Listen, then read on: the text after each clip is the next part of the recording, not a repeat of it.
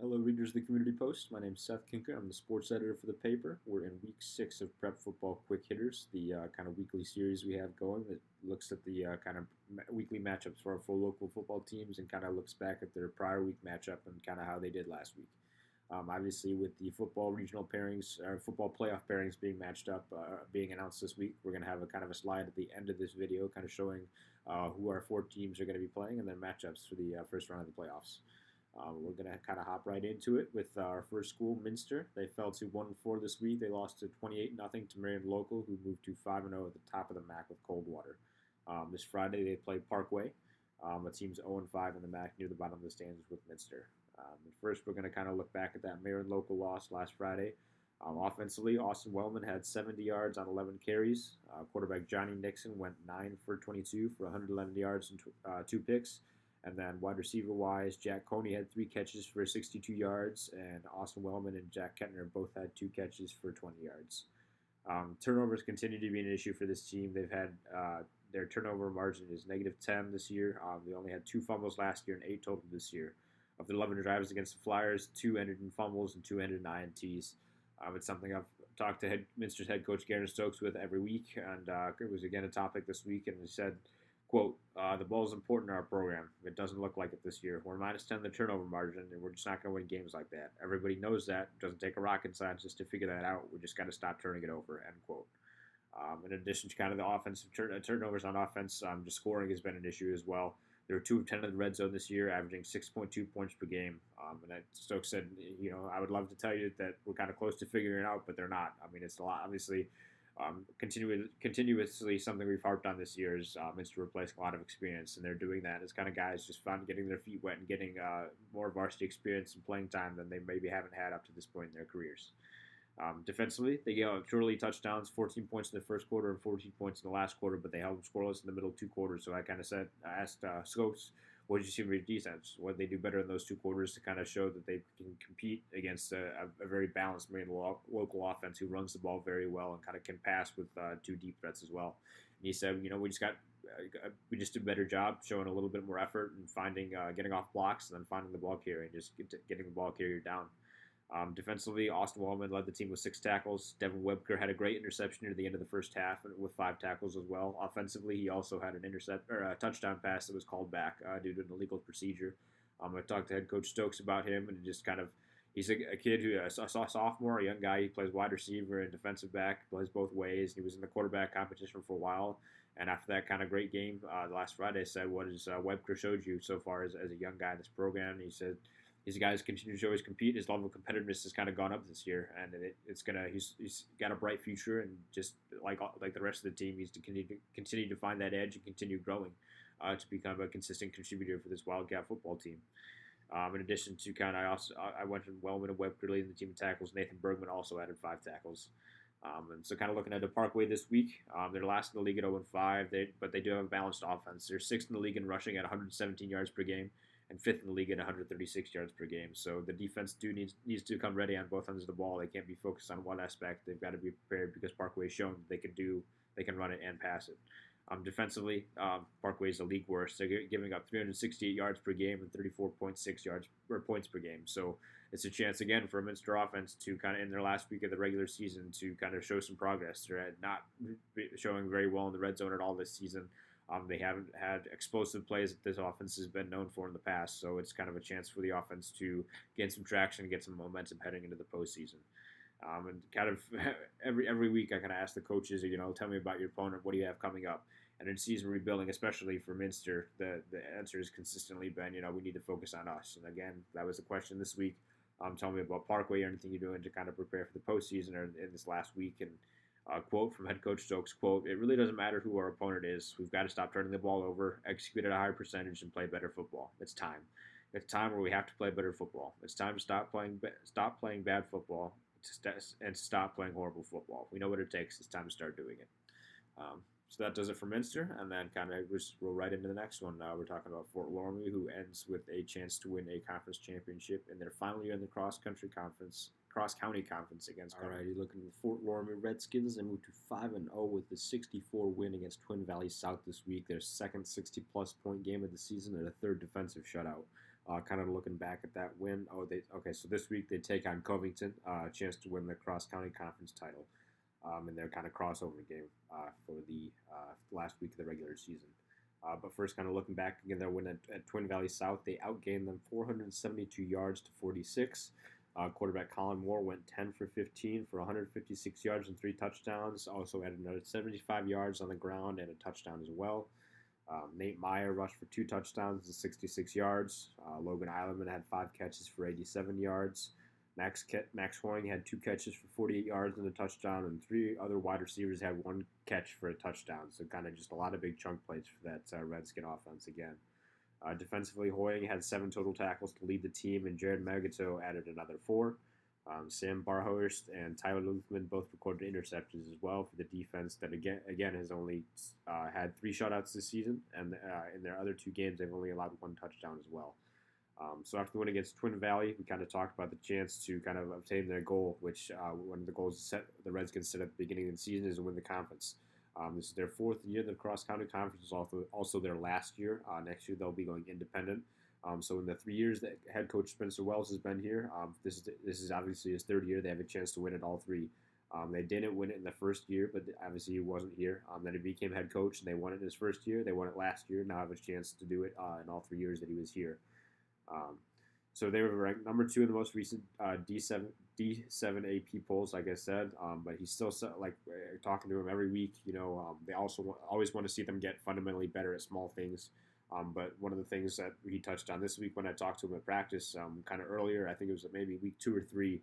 At that time, he said we want to see some things cleaned up technique-wise across the board with all the position groups. And again, he harped on that this week. He said we're starting to see some things pop up on film that we kind of been harping on for the last few weeks. So he said kind of this week he wants to see that progress again, that focus and kind of cleaning up and that attentiveness to those issues, kind of cleaning those up before the postseason.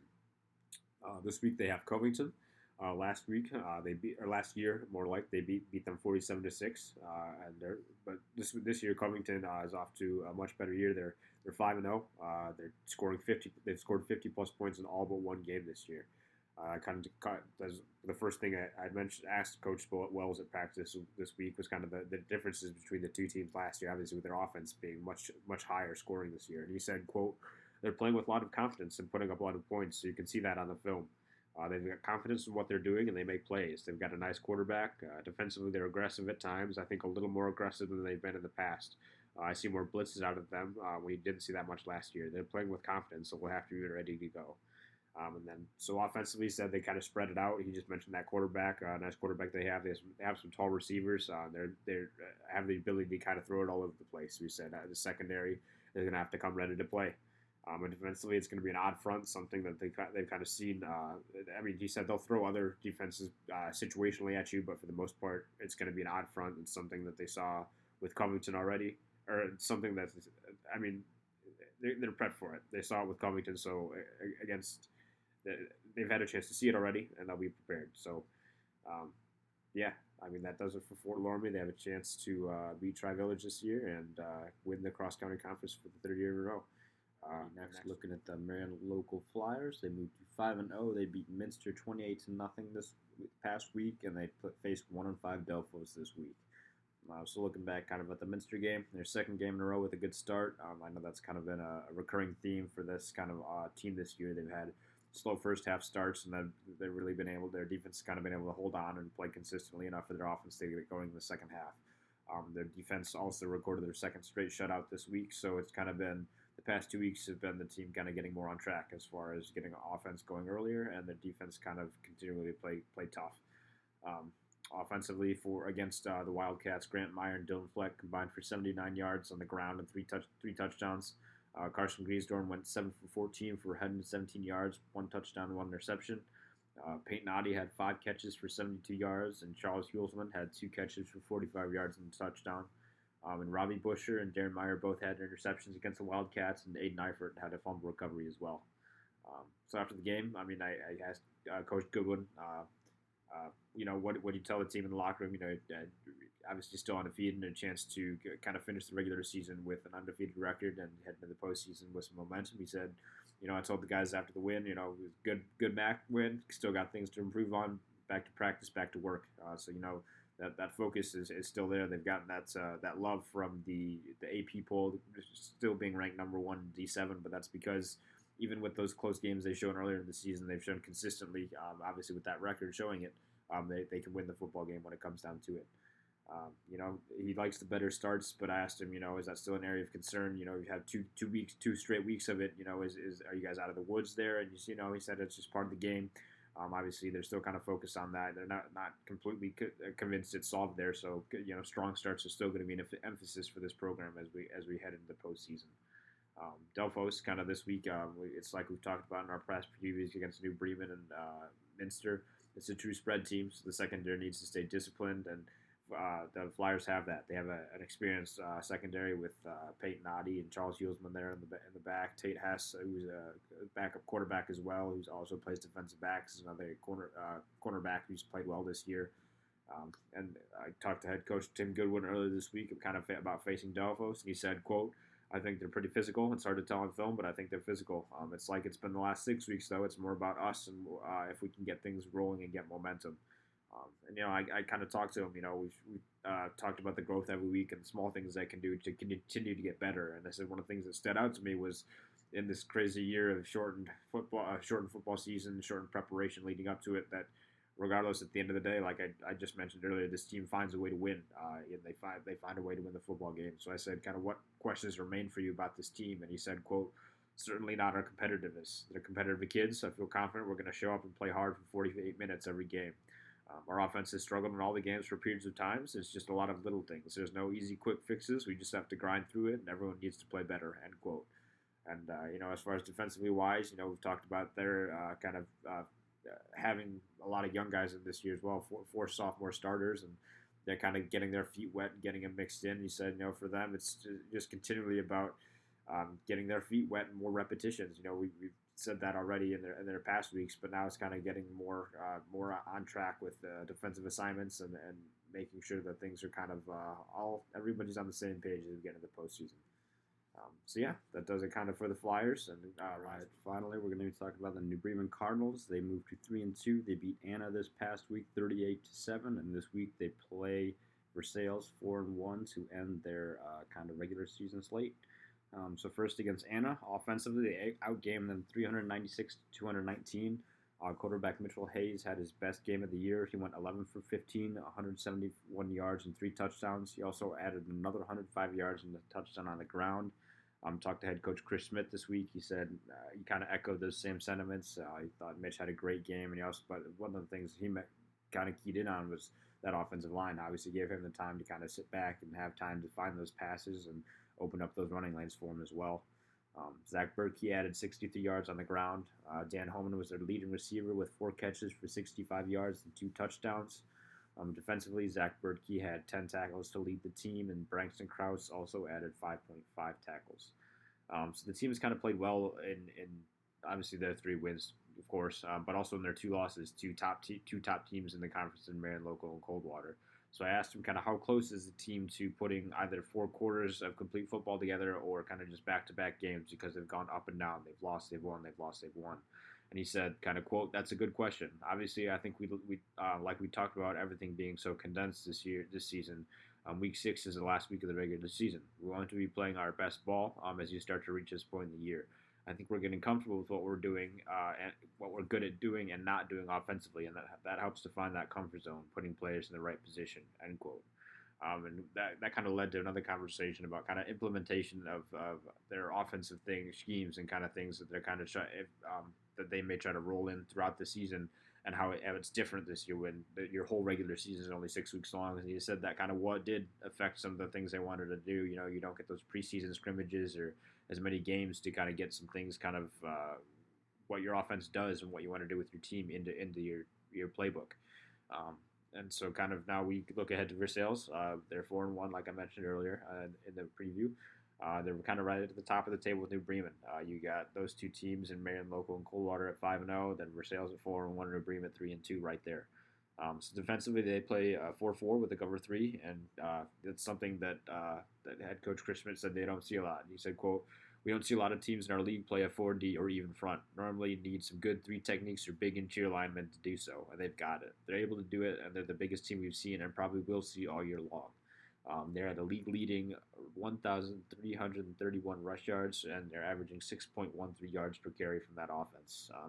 And the thing that kind of stood out to me was even them being a league-leading rushing offense. That head coach Chris Schmidt told me that he had conversations with his defensive coordinator, and they said it's kind of the most balanced team they've seen all year long.